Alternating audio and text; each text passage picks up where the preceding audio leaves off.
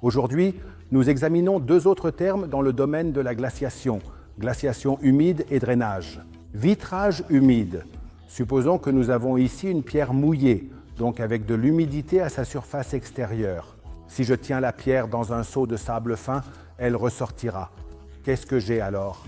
J'ai ici une pierre avec des grains de sable adhérents grâce à la force d'adhérence de l'eau, des forces hygroscopiques qui les maintiennent ensemble. Si je le mets dans une machine à tamiser, les forces de tamisage peuvent ne pas suffire à surmonter les forces d'adhérence entre la grosse et la petite pierre. Ensuite, la pierre va dans le tamis supérieur ou inférieur selon son emplacement, puis j'ai des grains défectueux et fins à tamiser. Ensuite, j'ai deux options.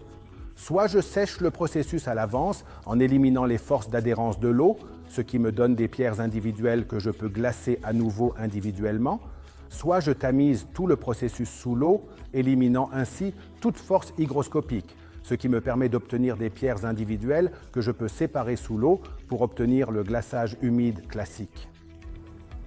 Le drainage n'est pas inclus dans le chapitre de la classification formelle car je ne sépare rien en termes de solides.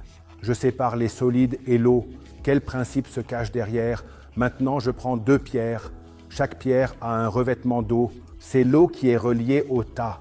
Je les ai tous les deux séparément et individuellement. Si je vais maintenant les presse les uns contre les autres, je réduis la surface libre des pierres. Moins de surface libre signifie automatiquement moins d'eau liée à chaque grain individuel. Et j'en profite sur les machines à tamis en compactant des mélanges de grains de manière appropriée, généralement avec des vibrateurs linéaires légèrement inclinés pour les compacter. Compacter signifie réduire le risque.